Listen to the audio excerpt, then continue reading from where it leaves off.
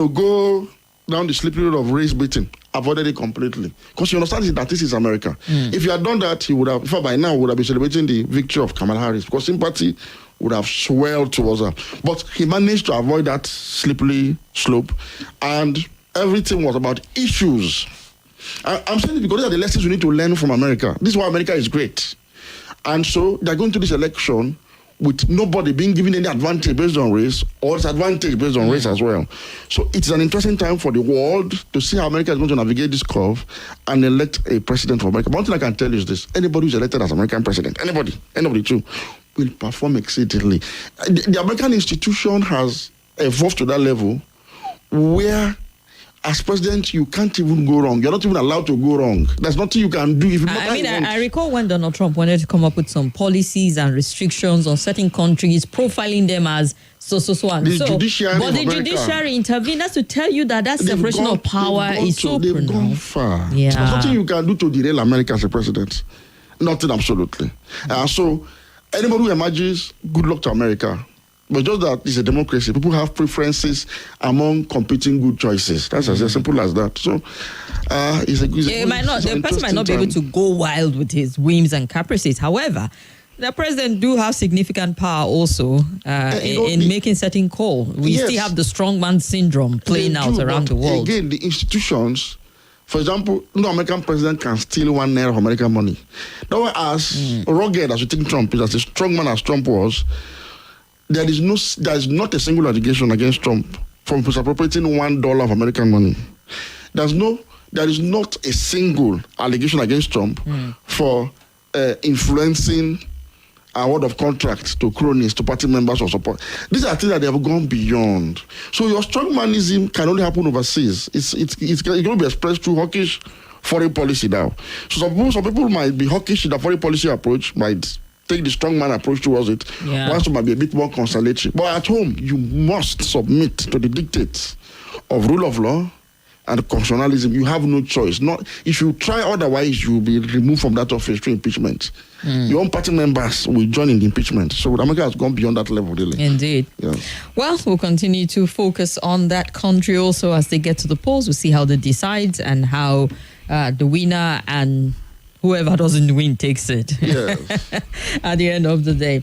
Going back home to Nigeria, did people see Bola Ahmed Tinubu and his renewed hope agenda as mosaic in nature? Because Ariona Kakanfo of Yoruba Land, Iba Gani Abiodun Adams, has voiced out his frustration with the president, saying the president has disappointed many, and he criticized the president handling of the petroleum sector, especially the recent hike in the price of PMS, otherwise known as petrol, saying the situation is worsening the hardship in the country, and asked the president to reverse what he called the ugly trends in the time is going. He actually wrote an open letter to the president, and when you came with the Emilokun coinage in the build-up to the 2023 election, many Nigerians were persuaded that as a Democrat exposed to modern way of governance, you perform better than your predecessor, a soldier who deepened the poverty level of the country and increased insecurity from 2015 to 2023.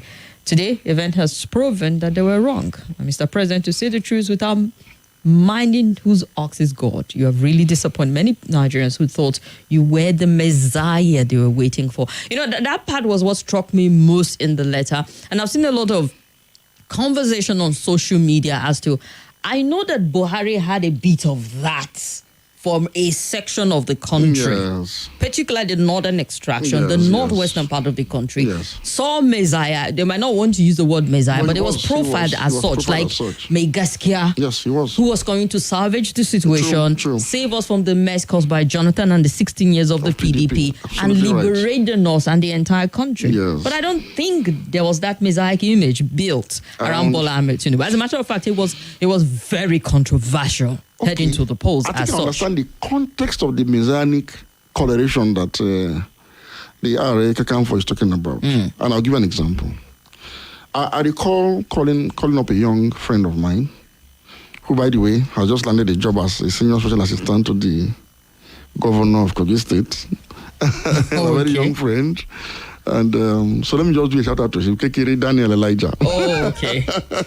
He's a very smart, brilliant young man who is confident he's going to deliver on the job? Yes, because he has been a budding politician, somebody who believes, he's an APC ideologue, so to say. And so, in the build-up to the elections, he was promoting Bola Tinubu so much that if you go to most comment sections, from Channels TV to Arise, everywhere, he was engaging with the obedience across. It was a war of words. He took it upon himself. And so I called him up. I said, my dear brother, are you doing this as an APC member that's just doing something for his or her party? Or are you doing this because indeed you believe in the things you're posting about Tinubu? He said, no, I believe in him. I said, wow. I said, okay, so you believe he actually did well as the governor of Lagos and not to be the president of Nigeria? He said, yes. I said, wow. And then I asked him, have you ever lived in Lagos?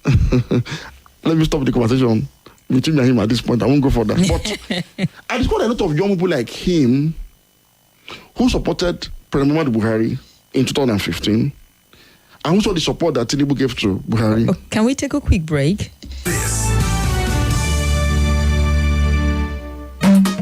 Shin ko ka taba samun kanka cikin waɗanda 'yan sanda masu mugun hali su? This is Nigeria Info. Nigeria Info.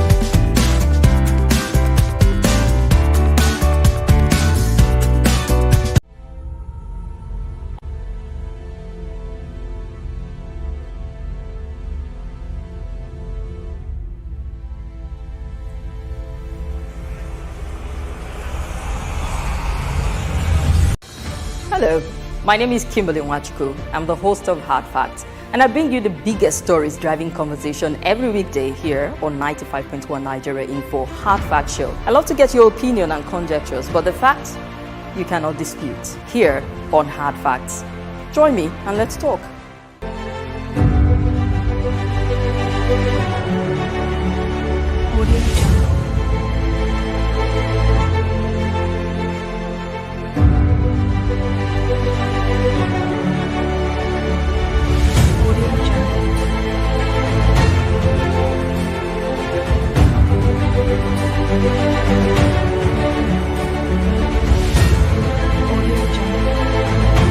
This is Nigeria Info. Nigeria Info. Alrighty, and we continue the roundtable as we look at the big story. So we're looking at Eric Kakanfo, who said Nigerians perceive President Bola Ahmed Tinubu as some sort of messiah. So you were saying, you understand? A group of people actually that believed in him. I interacted with a lot of other young men and women that were supporting him then, and they told me, look, yes, he did this in Lagos, he can do it in Nigeria, there was a master plan in Lagos, there was, they were convinced. If you recall, ahead of the election, I told you, anybody that's going to vote for Tinubu actually believes Tinubu deserves to be president. That is the way Nigerian elections work. That money, in reality, does not really determine how people vote for presidential elections. I made this point when I was saying, look, any of these third force parties, particularly Labour Party, can make a good show in that election. A lot of people that voted thought he did well in Lagos and not to president of Nigeria. That narrative was out there.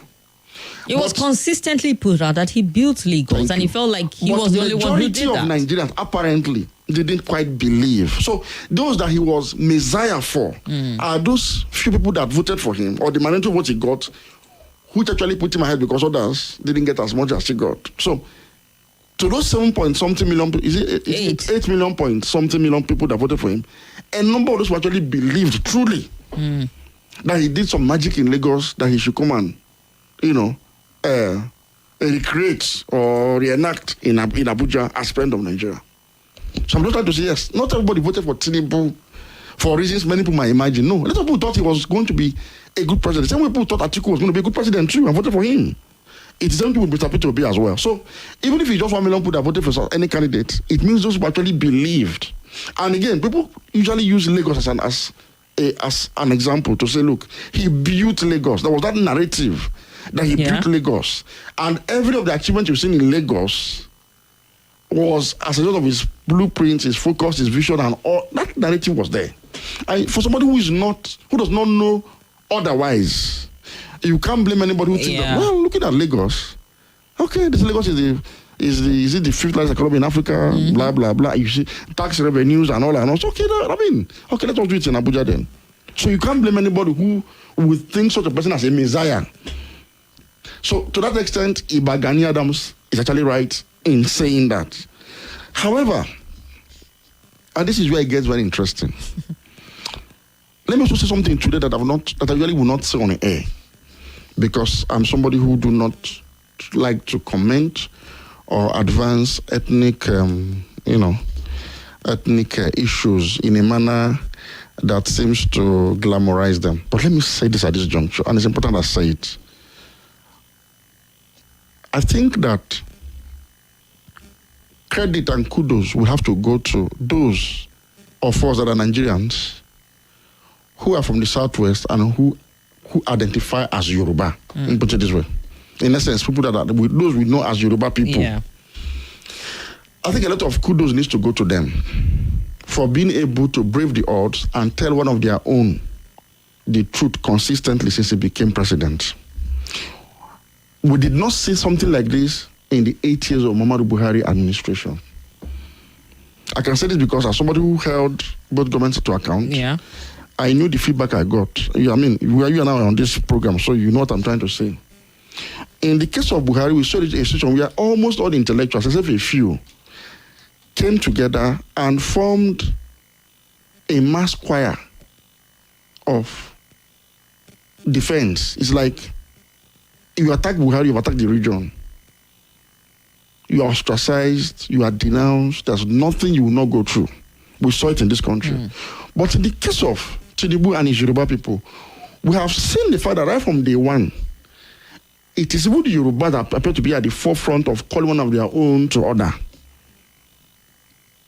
We have seen it consistently. Look at leading Yoruba journalists, for example, activists, analysts.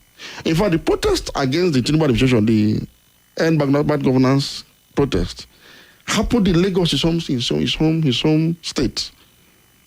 We have seen a number of high-profile Yorubas, some even among the APs. In fact, a musician like Wasuya in Marshall was one who first raised the flag to say, people are hungry, Mr. President, do something about it. Indeed. If you know how close Wasuya and Tinubu is, you understand what I'm trying to say. Now, Gani Adams, the man occupying perhaps one of the most prestigious, one of the most elevated, one of the most revered traditional titles in Yoruba land, the Areka Kanfo.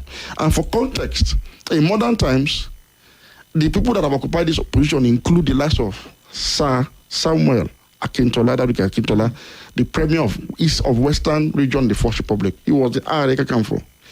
When he died, the next Areka Kanfo was MQ Abiola. After MQ Abiola is Gani Adams. So it tells you the importance of the position he's holding. Yeah.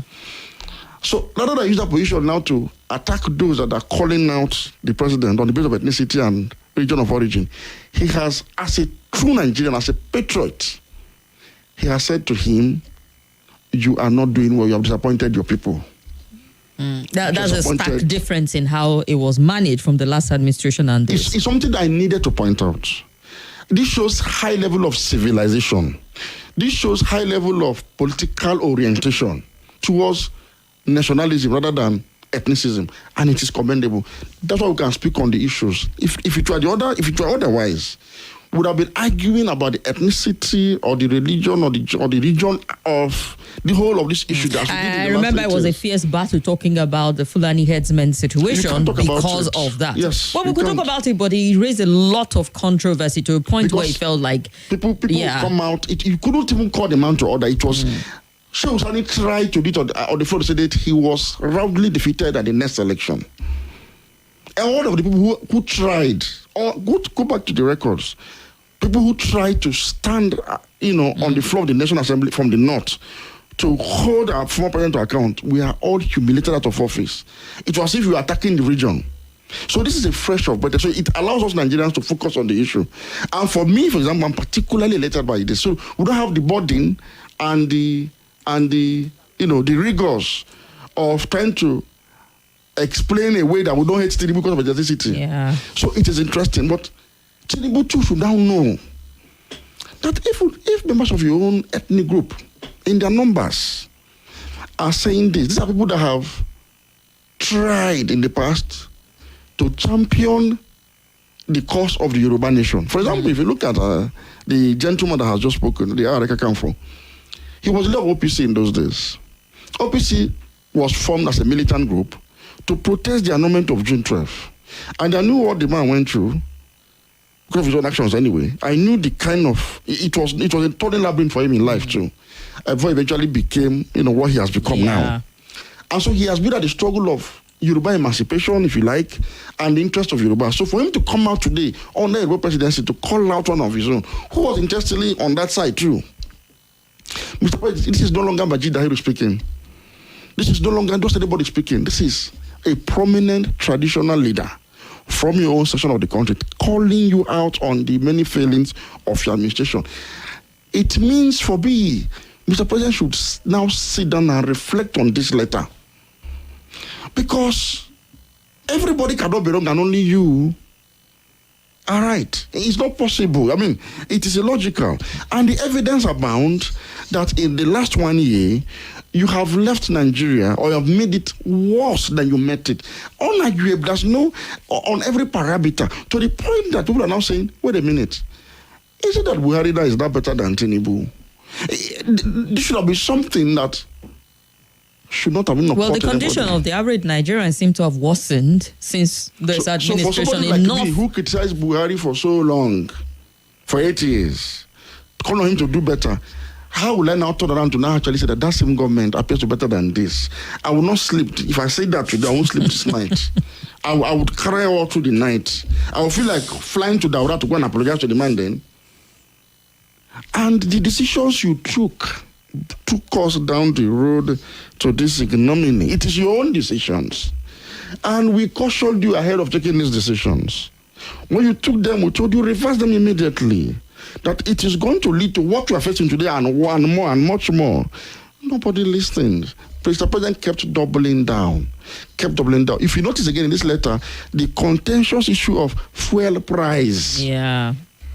I mean, for a lot of people, the shocker is there was a 10-day protest in August. And in less than 1 month after the protest, there's a fuel price hike, as if to say that did not make any impact whatsoever. When Buhari was pressured by IMF and World Bank to remove subsidy completely, the old man said no. He didn't have an alternative solution to the problem. But he knew that this one was going to create a problem that... He tried his hand at it, at that under recovery. And the thing burnt his hand, so he restored subsidy through under recovery. Don't forget that Buhari removed subsidy first in 2016. When he saw that all of the promises of a price will come down competition, it didn't happen. And prices kept rising. And wages remained stagnant. So the man said, no, there's something wrong with this. Please, under recovery. He saw the dangers immediately and reversed it. And so they restored subsidy. But we are pressures on him, all our intellectuals, all of them, we are talking about subsidy. I mean, even down to the international body, where the IMF... But he told them something. Advocating for that. He said something to them. Check Bloomberg, is there. He said, we are asking me to move subsidy on energy for my people. When in your own home countries, you are subsidizing energy. Buhari had the common sense to tell IMF and World Bank this, that you are subsidizing energy in your own countries, in Europe and North America. How are you not telling me to do otherwise in my country? Knowing the social consequences that will arise. Buhari said it was on record. But when Nigerians too, some of our ITK economists bamboozled him, he quietly signed the PIA that said market forces should determine price of energy and all that. But he suspended that section 205. He didn't implement it. And he left it there until Bros came in. And on day one, he took the courageous and the decision to remove subsidy. And after a month or two, he floated the naira. A recipe for disaster. And true to President Buhari, I've always said it here. There's no country in the world, or let me put it this way, there's no country in the developed hemisphere. We're not about the developed hemisphere. It is now categorized as the global north, right? There's no country, the oracle, in any of these jurisdictions that price of energy, especially the one that is most utilized in their country, is dictated by market forces. It is an impossibility.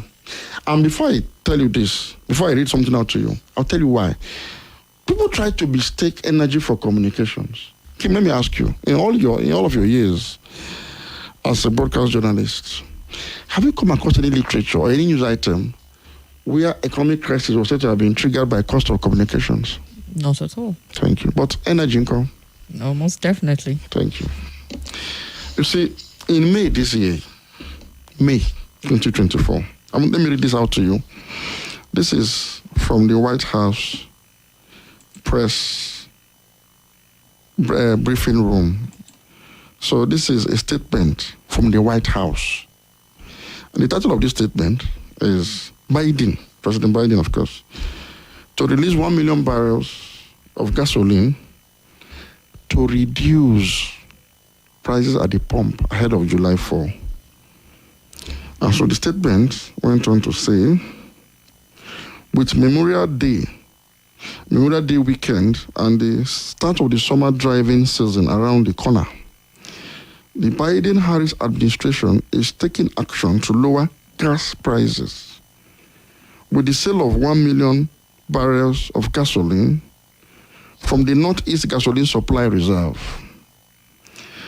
This builds on other actions by President Biden to lower gas and energy costs, including historic releases from the Strategic Petroleum Reserve and the largest ever investments in clean energy.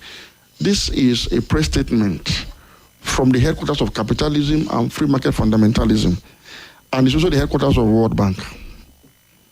This is the president of that country, the government of that country, intervening to lower price of gasoline. Petrol is what is called gasoline in America, at the pump. This clearly tells you that nobody subjects price of energy, because in America, like in the UK, gasoline is widely used. You know, in the UK, you have public transportation system. If you live in the UK, you may not necessarily need a petrol-powered vehicle for all your life. You don't need it. But in the US, due to their character, their lifestyle, they like, an American want to drive his family around. So the average European always wonder about the Americans and their big vehicles and So it's a lifestyle thing for the Americans. And so they love to drive. The Americans are individualistic in nature. So because of that, the government of America subsidizes gasoline. The same way the government of UK will subsidize electricity and gas, for example. Gasoline. So when they take that releasing from their gasoline reserve, they are bringing it out and selling it to the market at lower than prevailing price, so as to keep the prices low. And when that's not enough, they also bring out crude from the Strategic Petroleum Reserve. That's why they said we have brought out historic releases from the Strategic Petroleum Reserve to give to refiners at lower rates, so that prices can remain low at the pump. It means that the invisible hand that corrects the market distortions is the government, not market forces. I don't know where our Nigerian economists and our policymakers got this idea from, that you can subject the price of an important energy product like petrol to market forces. I don't know where they got it from. I don't know where this idea came from. No, but then you also look at, even if the idea was given, you experiment with it and see how it plays out, enough to say, okay, we'll take a step back from this. So it's not helping. So some of us knew ahead that you don't even need to experiment with people's lives. Okay, like rightly said, you've done it for 1 year. Let me tell you what happened when they removed subsidy. Let me tell you, people do not know what happened. You hear that NNPC is the sole importer of petrol, but I'll tell you why that was the case. It was not by design, no. It was by default. NNPC did not stop anybody from importing, no. Nah. So what happened was this. Was it the access to Forex? Thank you. Because you remove subsidy on one hand and you floated the foreign exchange market. So what happened was this. If you recall, there was a free fall of the Naira. Continuously, the government started intervening. Sometime around either February or March this year, when dollar was almost dragging Naira to 2,000 Naira. I think around April. That's when you saw that major intervention. To shore it up. So what happened was this. Marketers found it difficult to import. You know why? If you buy Forex, right, at open market rate, by the time you go and pay for your stock and you're bringing it in, Naira has depreciated further. Okay, now you can recover that by selling your product. At a higher cost. That is where the problem starts from. So after selling at a higher cost now, to not go back to the market, you discover that you now need more Forex than the high cost to sell the petrol. So that means you have run at a loss. You don't need, that was why nobody was interested. Willing. Until the government itself now saw that these prices are still rising and tension was rising in the land. They now imposed a subsidy through the recovery through the NPC by August of last year. But the problem was, government was not appropriating for it, so NNPC was doing it at its own cost. And so NNPC wanted to tell you, We have exhausted our money subsidizing for Nigeria. We can no longer do it. So please, we are tired. That's why you saw the price of petrol rise in the first instance to almost 900. I say first instance because it will still rise beyond that. Yes. And the information I'm getting from credible sources is that Dangote's petrol is being offered even to an NPC at the price of 1,150 naira per litre. And also, might as well throw this one in, because if we're looking at the date given for Dangote Refinery to start selling their petrol, and the fact the 15th of September, and the fact that NNPC itself has not even started lifting, no conclusion to the commercial agreement between them, you start to really wonder what's going on. Is offering to NNPC is 1,150 naira per litre. The landing cost of imported version of petrol is 1,120 naira. Yeah, we're told by the marketers that that's what it takes. So the Dangote is even more expensive than imported one. I asked the question, even when we're having a conversation, how is it possible that one you produce at home, not disregarding the cost of production perhaps, is the same price or even more expensive than the one you're bringing in? We had the same conversation with rice, homegrown rice, more expensive than the ones coming out from Vietnam and the other parts of the world. How is it that we've not been able to manage that aspect of it? Because I'll tell you why. It's a little crazy. I'll tell you one of the reasons among many other reasons. I don't shout out to you how the U.S. government through Joe Biden is subsidizing consumption side or utilization. They call it consumption or utilization side of products. Let me also tell you that the same American government spends perhaps, according to the International Energy what do you call them again? International Energy Authority or something. It's a worldwide group that actually measures energy issues globally. The AIEA. Okay. According to the AIEA, it is believed that America, as a country, spends as much as International Energy Agency. It is believed that America, as a country, spends as much as $50 billion subsidizing the production of hydrocarbons in America for private producers, through tax cuts, through funding, through, all is aimed at bringing the price of energy down. So they do that from even the production side. The same thing with other European countries. Britain, the same thing. In fact, between 2015 and 2023, it was said that Britain spent as much as £80 billion supporting the production of hydrocarbons and fossil fuels. And they spent £60 billion on the development of renewables. So the contention here is for environmentalists that they should have put all of those monies into renewables so that to save the environment from the damages of that was nobody was saying they shouldn't have subsidized. No. The problem is put it in renewables. That's the argument you see in Europe. Nobody talks about. Look at the debate between Joe Biden and the issue of subsidy on energy is not on the table. Nobody discusses it. You won't hear that discussion till after the election because there's a consensus that this must be done. Because if you don't do that, your energy, your economy will tank. According to the same AIEA, it was estimated that by 2022, the global intervention through subsidies for fossil fuel production was over 2 trillion globally. That's different countries. All the monies have been spent. How much is Nigeria spending to subsidize local producers of crude, including IOCs? Nothing. Because our policymakers have internationalized. How many local producers do we have? Just at the moment. Because if we're going to go talking about crude producers now. Okay, crude. We have IOCs, we have operators of oil blocks. Our oil and gas industry has been internationalized in terms of pricing mechanism. And I don't think there's any other OPEC country that has that template that Nigeria is operating with. I don't even think it's existing.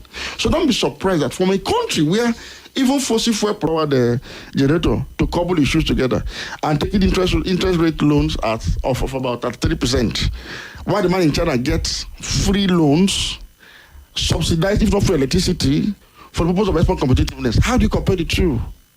Well, I think there's a big problem here, Dr. Majeed, because for a lot of Nigerians who have been advocating for refineries to be built and refineries to be functional, it must be really heartbreaking to accept this reality. If you notice, my advocacy over time has been subsidize energy, whether you refine locally or oil importing. If you notice, I talk about building refineries, but it doesn't stop there. On this why I roll back our tapes.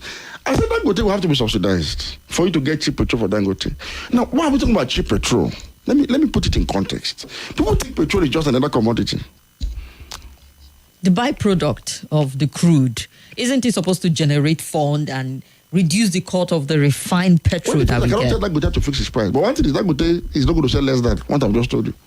Never. No, but Dr. Majeed, I'm really finding it very hard to. I understand the explanation you have given. Dangote cannot right now. But I'm saying crude comes with so much components that if you're refining, that means there are a lot of components you're getting out of it that you should use. Let me give you another. Why is it the same price? Insight. Dangote took commercial bank loans to build that refinery.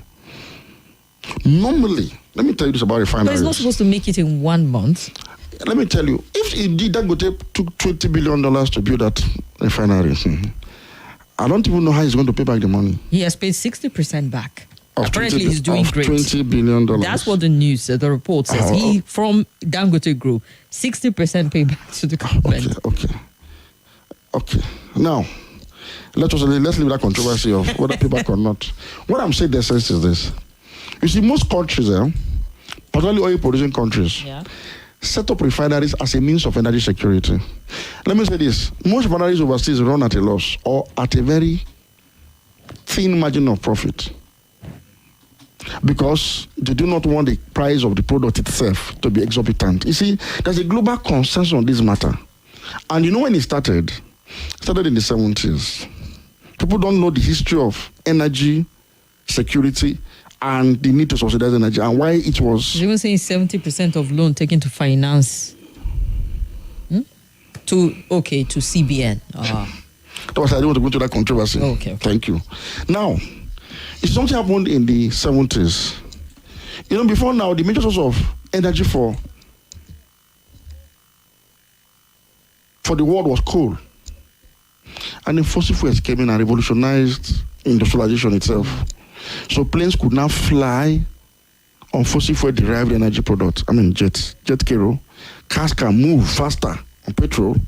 Heavy duty trucks and trains can run on diesel. So hydrocarbons revolutionized the world. But it was not very pricey. Because if you look at exploration of oil in the 40s, 50s, and 30s, countries that have crude oil didn't even know they had crude oil. So somebody came from Europe and America and told you, this is your land, have something to know.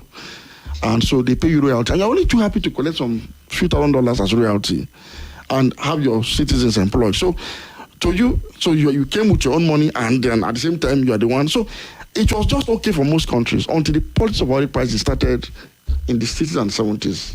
So the Arabs started weaponizing their dominance in the oil market. First, OPEC was created to now demand payment per barrel for crude. No longer royalties. No, it didn't have derivation issues in the First Republic in Nigeria.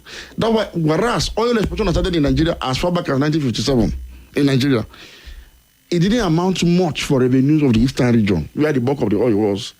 It was still agriculture. Because it was just royalties we were paying. We are not paying per barrel. The boom you're not seeing in oil didn't start early enough. So, but turning from OPEC in the early 70s, so they started demanding barrel per barrel exploration. You pick one barrel, you pay for that barrel. And so what happened? Price of crude as of 1973 was $3 per barrel.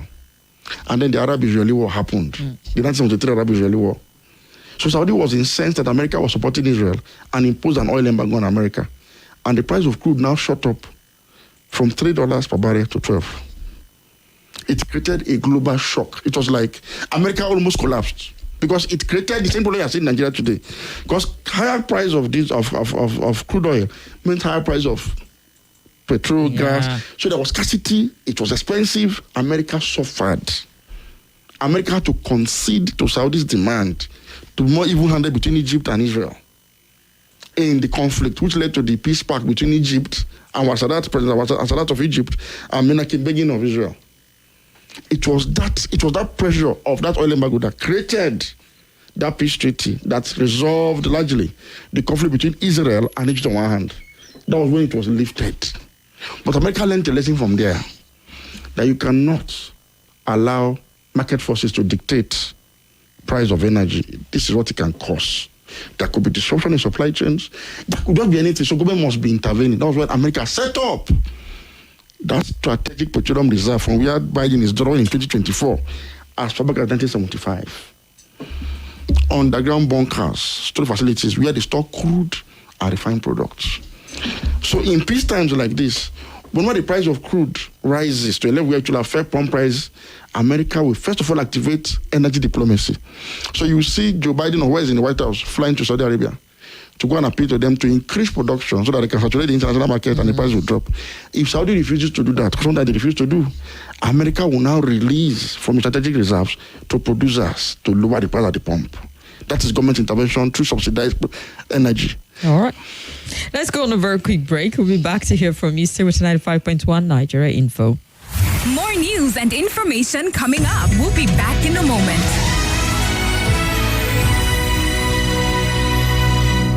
This is Nigeria Info. Nigeria Info.